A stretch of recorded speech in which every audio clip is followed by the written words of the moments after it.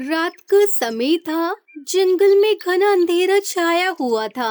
उस रात के घने अंधेरे में एक अकेला पक्षी उड़ रहा था। अंधेरा घना हो गया है, मैं आगे नहीं जाऊंगा। किसी के घर में रुक जाता हूँ। वो रहा घर, उन्हीं से मदद मांगता हूँ। ऐसे वो पक्षी पास के ही दरवाजे को खटखटाता है। वो घर कालू कौवे का था। कौन है? अरे कौन इतनी रात को आया होगा? पूरी नींद बिगाड़ दी मेरी। चलो सुंदरी, दोनों दरवाजा खोलते हैं, कहीं कोई चोर हुआ तो। सही बोलते हो। अगर कोई बदमाश हुआ तो मैं ये डंडा भी ले लेती हूँ। कृपया मेरी मदद करो, मैं राहगीर पक्षी हूँ। आज की रात आपके घर में ठहर सकता हूँ। क्यों, तुम्हारा कोई घर नहीं है क्या? अपने घर में जाओ। मेरा जंगल दूर है और बीच में चीलों का अड्डा भी पड़ता है। हाँ, मैं तुम जैसे को अच्छे से जानती हूँ। घर में घुसने के बाद फ्री का भोजन भी खाओ। चलो भागो यहाँ से। हमारे घर में फालतू पक्षियों के लिए कोई जगह नहीं है। भाग जाओ यहाँ से। फिर वो पक्षी दूसरे घर में दस्तक देता है। वो घर टुनटुनी चिड़िया का था। वो राहगीर पक्षी टुनटुनी चिड़िया के घर पर दस्तक देता है। कृपया मेरी मदद करो, आज रात मुझे अपने घर में आसरा दे दो, मैं सुबह को चला जाऊंगा। भैया, आप मेरे घर में रात बिता सकते हो। आप अंदर आ जाएं। आपका बहुत बहुत शुक्रिया जो आपने मुझे अपने घर में जगह दी। मैं सुबह होते ही निकल जाऊंगा। मुझे शहर से लौटने में देर हो गई, इसलिए मैं यहाँ आ गया। आपको भूख लगी होगी। ये दाना मेरे पास बचा हुआ है, आप ही खा लें। फिर वो अनजान पक्षी दाना खाकर सो जाता है। सुबह हो जाती है। वो अनजान पक्षी जाते जाते टुनटुनी चिड़िया को अपने थैले से कुछ निकाल कर देता है। चिड़िया बहन, ये केले का बीज है, इसे अपने आंगन में बो देना, बहुत जल्द ही केले लग जाएंगे। ऐसे बोलकर वो पक्षी वहाँ से चला जाता है। टुनटुनी चिड़िया उसी समय केले के बीज अपने आंगन में बो देती है। बीज तो सही से बो दिए हैं, अब मैं दाना लेने चली जाती हूँ। फिर टुनटुनी चिड़िया भोजन की तलाश में चली जाती है। सुंदरी, अरे ओ सुंदरी, जल्दी आओ, गजब हो गया। टुनटुनी चिड़िया के आंगन में गजब हो गया। अरे क्यों गला फाड़ रहे हो? ऐसा भी क्या देख लिया टुनटुनी चिड़िया के आंगन में? वो देखो, टुनटुनी चिड़िया के घर में कितना बड़ा केले का पेड़ लगा है। कालू, सही कहा। हम कोई सपना तो नहीं देख रहे। पेड़ वो भी केलों से लदा पड़ा है।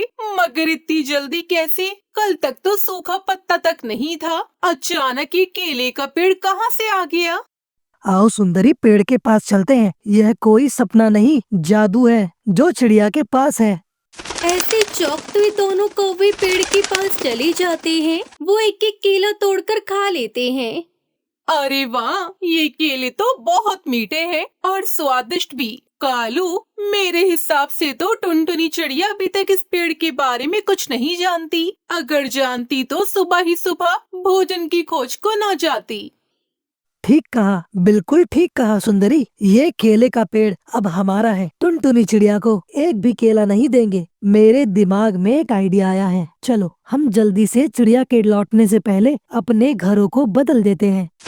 ऐसे वो दोनों कौवे टुनटुनी चिड़िया का घर अपने घर से बदल देते हैं। कुछ देर बाद टुनटुनी चिड़िया दाना लेकर आ जाती है। वो केले के पेड़ को देखकर बहुत खुश होती है। अरे ये तो चमत्कार हो गया। सुबह ही तो मैंने केले के बीज बोए थे और देखो कितनी जल्दी केले भी लग गए। ये जरूर जादुई बीज था। फिर टुनटुनी चिड़िया एक केला तोड़ती है। कालू, सुंदरी, तुम दोनों मेरे घर में क्या कर रही हो? अरे टुनटुनी चिड़िया, ये घर तुम्हारा कब से हो गया? दिमाग तो ठीक है ना तुम्हारा? फिर टुनटुनी चिड़िया अपने घर को पहचानती है। वो हिचकिचाते हुए बोलती है, हाँ, मेरा घर तो वो रहा। ये मेरा घर नहीं है, मुझे माफ करना। कोई बात नहीं टुनटुनी चिड़िया, ऐसा कभी कभी हो जाता है। अब जाकर अपने घर में आराम करो। सारा दिन यहाँ वहाँ भोजन की तलाश में जो रहती हो। रुको सुंदरी, माना कि मेरा घर उस पेड़ पर है, लेकिन मैंने सुबह ही अब अपने आंगन में केले के पेड़ लगाए थे और वो पेड़ तो यही है। हाँ, तो अपने घर के आंगन में जाकर देखो केले का पेड़। ये आंगन तो हमारा है और ये केले के पेड़ भी। टुनटुनी चिड़िया अब यहाँ से जाती हुई हल्ला गुल्ला कर दूं मैं। जंगल के पक्षियों को पता है ये टूटा फूटा घर हमारा ही है और तुम इसे अपना बनाना चाहती हो। सुंदरी बहन, ये हो ही नहीं सकता। ये सब तुम्हारी चाल है मेरे केले का पेड़ हथियाने की। ऐसे कहकर टुनटुनी चिड़िया अपने घर चली जाती है। वो बार बार उस केले के पेड़ को देख रही थी, मगर कौवे से लड़ाई भी नहीं कर सकती थी। उसको अच्छे से पता था वो बुरे कौवे उसे मार लगा देंगे। ऐसे ही कुछ दिन गुजर जाते हैं। फिर वही अनजान पक्षी टुनटुनी चिड़िया के घर आता है। अरे, आप तो वही हो जो मुझे केले के बीज देकर गए थे। हाँ, मैं वही हूँ, मगर वो केले का पेड़ तो कहीं नहीं दिख रहा। वो कोई ऐसा वैसा बीज नहीं था, जादुई केले का बीज था। फिर टुनटुनी चिड़िया उस पेड़ के बारे में सब कुछ उस पक्षी को बता देती है। यह कौवे तो बड़े शातिर हैं, मुझे उनको अच्छा सबक सिखाना होगा। हाँ भैया, ये कौवे बहुत बुरे हैं। जंगल के किसी भी पक्षी को एक केला तक नहीं खाने देते। आप इनको सबक सिखाएं। चिड़िया बहन, इस बार आप ये बीज अपने आंगन में बो दो। इन कौवों को अपने आप ही सजा मिल जाएगी। फिर वो पक्षी दोबारा से बीज देकर वहाँ से चला जाता है। टुनटुनी चिड़िया बीज को बो देती है। कुछ घंटों बाद वहाँ पर अनार, अमरूद और आम के पेड़ लग जाते हैं और साथ में ही विशाल अमरूद का घर भी बन जाता है। सुनो कालू, वो देखो, टुनटुनी चिड़िया के आंगन में 3 तरह के पेड़ लगे हुए हैं, अमरूद, अनार, आम के, और हमारे पास बस एक केले का ही पेड़ है। सुंदरी, अब तो घर भी नहीं बदल सकते क्योंकि सब पक्षियों को पता है हमारे पास केले का पेड़ है। कालू, इस बार हम घर नहीं बदलेंगे। मैं तो कहती हूँ टुनटुनी चिड़िया को ही मार देते हैं और इसके घर को आग लगा देंगे। वो घर के अंदर ही जलकर मर जाएगी और फिर तीनों पेड़ हमारे होंगे। ऐसे वो बुरे कौवे टुनटुनी चिड़िया को जान से मारने की योजना बनाते हैं। वो रात के अंधेरे में घर को आग लगाने चले जाते हैं, मगर वो जादुई पेड़ टुनटुनी चिड़िया की रक्षा करते हैं। जैसे ही वो दोनों चिंगारी जलाते हैं, वो पेड़ तेज हवा से उनकी चिंगारी बुझा देता है। वो आग को बढ़ने नहीं देता। सुंदरी, हवा बहुत ज्यादा है, किसी चीज से हवा को रोको, तभी तो मैं चिंगारी लगा पाऊंगा। सुंदरी अपने पंखों को फैलाकर हवा को रोकती है। तभी एक चिंगारी सुंदरी कौवे के पंखों में लग जाती है। वो तो जलने लगती है। आग आग, मेरे पंखों में आग लग गई। मुझे बचाओ, मैं जल रही हूँ, मुझे बचाओ। सुंदरी कौवे की आग बुझाते हुए कालू कौवे के पंख भी जल जाते हैं, मगर सुंदरी कौवे की तो मौत हो जाती है और उन्हें उनके लालच की सजा मिल जाती है। तो प्यारे दोस्तों, इस कहानी से हमें सीख मिलती है कि कर भला तो हो भला, और जो दूसरों का बुरा सोचते हैं उसका खुद का ही बुरा होता है। प्लीज वीडियो को लाइक करें, चैनल को सब्सक्राइब करें। आपका धन्यवाद। रामपुर गांव में सुबह का सूरज उग रहा था। टुनटुनी चिड़िया अपनी पसंदीदा टहनी पर बैठकर चहक रही थी। आज करवा चौथ था और उसका दिल उत्साह से भरा हुआ था। टुनटुनी चिड़िया का पति कालू कौआ बहुत शरारती था। वो अपनी पत्नी से ठीक से बात भी नहीं करता था और न ही उसकी कदर करता था। तभी हरिया तोता वहाँ पर आता है और उससे पूछता है, टुनटुनी, तुम इतनी खुश क्यों? क्या बात है? ओ हरिया तोता, आज करवा चौथ है। मैं अपने प्यारे कालू जी के लिए करवा चौथ को उपवास रख रही हूँ। ये बात सुनकर तोता हंसते हुए बोला, युवा प्रेम, पर याद रखना, प्रेम सिर्फ उपवास का नहीं, छोटे छोटे कामों का भी होता है। टुनटुनी ने हरिया तोता की बात सुनकर उससे कहा, मैं जानती हूँ, पर मैं उसे दिखाना चाहती हूँ कि मैं उसकी कितनी परवाह करती हूँ। जैसे जैसे सुबह बीत रही थी, रामपुर गांव में उत्सव का माहौल बन रहा था। सभी पक्षी तैयारियों में लगे थे। सुंदरी कौवी फूल इकट्ठा कर रही थी। तभी उसने टुनटुनी से पूछा, अरे ओ टुनटुनी, क्या तुम मेरी मदद करोगी? बिल्कुल सुंदरी कौवी, फूल हमेशा सबको सुंदर बनाता है। इसी बीच कालू शरारती कौवा वहाँ आया और टुनटुनी को चिढ़ाते हुए बोला, टुनटुनी, तुम अपने उपवास के बारे में सोच रही हो? हाँ कालू, मैं तुम्हारे लिए उपवास रख रही हूँ। मैं तुम्हें दिखाना चाहती हूँ कि मैं तुम्हारी कितनी परवाह करती हूँ। ये बात कहते हुए टुनटुनी की आंखें चमक रही थी। जैसे ही सूरज ढलने लगा, सारी मादा पक्षी गांव के बीच में इकट्ठा होने लगी। वहाँ रंग बिरंगी लाइटें लगी थी और मिठाइयों की खुशबू चारों ओर फैल रही थी। टुनटुनी यहाँ आओ। मीठी तोती ने चिल्लाते हुए टुनटुनी से कहा। टुनटुनी ने जल्दी से मीठी के पास उड़ान भरी। सभी मादा पक्षी वहाँ थी और बातें कर रही थी। यहाँ का खाना देखो, मैं तो हर एक चीज को स्वाद लेना चाहती हूँ। हाँ सुंदरी कवि, पर याद रखो हमें चांद निकलने तक व्रत रखना है, उसके बाद ही हम कुछ खा पाएंगे। अरे थोड़ा सा खाने में क्या हर्ज है टुनटुनी। ऐसे ही बातें करते हुए समय बीत गया। शाम हो गई। जैसे ही चांद आसमान में उगने लगा, सभी मादा पक्षी एकत्रित हो गई। टुनटुनी ने अपने दिल की धड़कन को महसूस किया। देखो चांद निकल रहा है, अब हम अपना व्रत तोड़ सकते हैं। टुनटुनी ने कालू को देखा और उसके चेहरे पर मुस्कान थी। कालू, मैंने तुम्हारे लिए उपवास रखा है। मैं तुम्हें दिखाना चाहती थी कि मैं तुम्हारी कितनी परवाह करती हूँ और तुमसे कितना प्यार करती हूँ। मैंने तुम्हारी लंबी उम्र के लिए करवा चौथ का व्रत रखा है। कालू मुस्कुराते हुए बोला। और टुनटुनी, मैं उसकी सराहना करता हूँ। टुनटुनी, तुम मेरे लिए उपवास रख रही हो, लेकिन टुनटुनी तुम उपवास रख रही हो, ये तो बहुत बेवकूफी है। कालू, क्या तुम नहीं समझते, ये प्रेम का प्रतीक है। प्रेम? तुम्हें उपवास रखकर क्या मिलेगा? कालू ने हंसते हुए कहा। ये सुनकर टुनटुनी ने गुस्से में कहा। तुम्हें ये बात समझ में नहीं आएगी कालू, प्यार का मतलब सिर्फ खाना नहीं है। जैसे ही चांद पूरी तरह से उग आया, सभी मादा पक्षी एकत्रित होकर उसकी पूजा करने लगी। टुनटुनी ने चांद की ओर देखा और प्रार्थना की। चांद मामा, कृपया हमारे प्रेम को हमेशा मजबूत बनाना। ये बात उसने मन में कही। टुनटुनी, तुमने बहुत अच्छा किया, पर हमें कालू के बारे में भी सोचना चाहिए। वो तो हमेशा शरारतें करता है। कालू कौवे ने देखा कि टुनटुनी और उसके दोस्त खुश हैं। उसने सोचा कि उसे उनके उत्सव को खराब करना चाहिए और उनकी खुशी को बर्बाद कर देगा। वो अपनी शरारती योजनाएं बनाने लगा। अगर मैं उन्हें डराने में सफल हो गया तो ये करवा चौथ बर्बाद हो जाएगा। रात का समय था। सभी मादा पक्षी मस्ती कर रही थी। तभी कालू ने एक योजना बनाई। वो अचानक चिल्लाया। देखो, उस पेड़ पर एक बड़ा बिल्ला। सभी पक्षी घबरा गए और उड़ने लगे। तभी टुनटुनी ने कहा। ये तो कालू की चाल है, हमें डरने की कोई जरूरत नहीं है। लेकिन टुनटुनी, अगर वो सच में आया तो फिर हम क्या करेंगे? अरे हरी तोते, हम एकजुट होकर उसका सामना कर सकते हैं। इस तरह डरने से कुछ नहीं होगा। सभी पक्षियों ने एकजुट होकर कालू के खिलाफ खड़ा होने का निर्णय लिया। हम डरने वाले नहीं हैं। हाँ टुनटुनी, तुमने सही कहा, हम सब एक साथ हैं। तभी कालू कौवे ने देखा कि सभी मादा पक्षी एकजुट हो गई हैं। टुनटुनी ने कालू से सामना करने का निश्चय किया। कालू, तुम हमारी खुशी को नहीं छीन सकते। तुम सब बेवकूफ हो। मैं तुम्हें डराने आया था, पर तुमने तो मुझे चुनौती दे दी और डरे नहीं।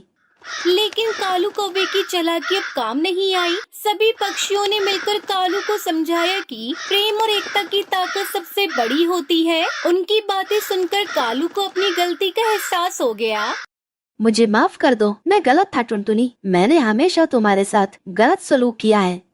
फिर टुनटुनी चिड़िया ने कालू को माफ कर दिया और उत्सव को फिर से शुरू किया। सुनो पक्षियों, इस बार हम सब मिलकर करवा चौथ मनाएंगे।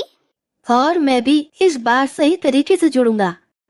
ये बात कालू ने कही। अब वो बदल चुका था। करवा चौथ के उत्सव ने रामपुर के सभी पक्षियों में प्रेम और एकता की भावना को मजबूत किया। टुनटुनी और कालू ने सीखा कि प्यार और दोस्ती सबसे महत्वपूर्ण है। गांव में हर साल करवा चौथ मनाया जाने लगा और ये न केवल प्रेम का प्रतीक बना, बल्कि एकता और मित्रता का भी। टुनटुनी ने अपने सभी दोस्तों के साथ मिलकर हमेशा के लिए एक नई परंपरा शुरू की और सभी पक्षी खुश रहने लगे। इस तरह रामपुर गाँव में प्रेम, मित्रता और एकता के एक सुंदर संदेश फैल गया और सभी ने बड़े ही धूमधाम से करवा चौथ मनाया। एक समय की बात है, एक खूबसूरत गांव था जिसका नाम स्वादपुर था। इस गांव की खासियत थी यहाँ की चाट पापड़ी। गांव में हर सुबह चाट पापड़ी की खुशबू चारों ओर फैल जाती थी। सभी पक्षी सुबह सुबह अपने कामों से फुर्सत पाकर चाट पापड़ी का आनंद लेते थे। गांव में एक प्यारी चिड़िया भी रहती थी जिसका नाम टुनटुनी चिड़िया था। टुनटुनी बहुत चतुर और खुश मिजाज थी। उसकी आवाज सुनकर सभी का मन प्रसन्न हो जाता था। टुनटुनी चिड़िया का सपना था कि वो एक दिन खुद की चाट पापड़ी की दुकान खोलेगी। टुनटुनी ने कुछ ही दिनों में अपनी चाट पापड़ी की दुकान खोल ली। उसने एक छोटे से स्टॉल पर रंग बिरंगे पत्तों में चाट और पापड़ी सजाई। उसकी चाट में नींबू, प्याज, टमाटर, दही और चटनी का स्वाद इतना लाजवाब था कि पक्षी उसकी दुकान के पास खींचे चले आते थे। हर सुबह टुनटुनी के पास ग्राहकों की भीड़ लग जाती थी। बच्चे, बड़े और बुजुर्ग सभी टुनटुनी की चाट पापड़ी का आनंद लेते थे। टुनटुनी ने अपनी दुकान को सजाया था और उसमें खुशियों की बहार थी। लेकिन गांव में एक और पक्षी था जिसका नाम कालू कौवा था। कालू कौवा बहुत चालाक और कपटी था। वो हमेशा दूसरों को परेशान करने की योजना बनाता रहता था। उसे टुनटुनी चिड़िया की बढ़ती लोकप्रियता से जलन होने लगी। एक दिन कालू कौवे ने सोचा, मैं टुनटुनी की दुकान को बंद करवा दूंगा और खुद एक बेहतरीन दुकान खोलूंगा। वो अपनी योजना बनाने में जुट गया। कालू कौवे ने टुनटुनी की दुकान के पास जाकर कहा, टुनटुनी, तुम अपनी चाट पकौड़ी से पक्षियों को धोखा दे रही हो। तुम्हारी चाट में कोई खास बात नहीं है। लोग सिर्फ तुम्हारी आवाज के कारण आते हैं। कालू, अगर तुमको मेरी चाट पसंद नहीं है तो तुम यहाँ मत आया करो। मैं अपने ग्राहकों को खुश रखने के लिए मेहनत कर रही हूँ। लेकिन कालू कौवे ने हार नहीं मानी। उसने सोचा, अगर मैं टुनटुनी की दुकान को बंद करवा दूं तो सब लोग मेरे पास आएंगे। उसने योजना बनाई कि वो टुनटुनी की दुकान के पास एक और चाट की दुकान खोलेगा। कालू कौवे ने अपनी दुकान खोली और उसे शानदार सजाया। उसने टुनटुनी की दुकान के ठीक सामने ही अपनी दुकान लगाई। उसकी चाट में उसने टुनटुनी की चाट की नकल की, लेकिन उसमें कोई खास स्वाद नहीं था। जब पक्षियों ने कालू की चाट का स्वाद लिया तो सबने मुंह बना लिया। लेकिन कालू ने अपनी चालाकी से पक्षियों को ये बताना शुरू कर दिया कि टुनटुनी की चाट खराब हो गई है। टुनटुनी ने देखा कि कालू को उसके ग्राहकों को अपने पास खींचने की कोशिश कर रहा है। उसने अपने दोस्तों की मदद मांगी। टुनटुनी ने अपने दोस्त तोता, कबूतर और चिड़िया को बुलाया। दोस्तों, हमें कालू कौवे का सामना करना होगा और उसे बताना होगा कि हम एकता में ताकत रखते हैं। टुनटुनी उसके दोस्त ने मिलकर एक गाना तैयार किया। उन्होंने सोचा कि अगर वो गाने के माध्यम से पक्षियों का ध्यान आकर्षित कर सके तो वापस टुनटुनी की दुकान पर पक्षी आने लगेंगे। टुनटुनी की चाट है सबसे प्यारी, हर बाइट में है खुशियों की सारी। टुनटुनी की चाट है सबसे प्यारी, हर बाइट में है खुशियों की सारी। कालू कौवा तो बस एक धोखा है, हम सब मिलकर करेंगे उसका सामना। आओ पक्षियों, टुनटुनी की चाट खाओ और अपना मन तृप्त करो। टुनटुनी उसके दोस्तों ने गाना गाना शुरू किया। उसकी आवाज धीरे धीरे पक्षी सुनकर खींचने लगे। जब कालू कौवे ने टुनटुनी उसके दोस्तों को गाता हुआ देखा तो उसका गुस्सा भड़क गया। कालू ने चालाकी से सभी को डराने की कोशिश की। अगर तुम सब टुनटुनी के पास गए तो मैं तुम सबको छोड़ूंगा नहीं और तुम सबका बुरा हाल कर दूंगा। हम डरने वाले नहीं हैं कालू, हम अपने सपनों का पीछा करेंगे और अपने दोस्तों के साथ आगे बढ़ेंगे।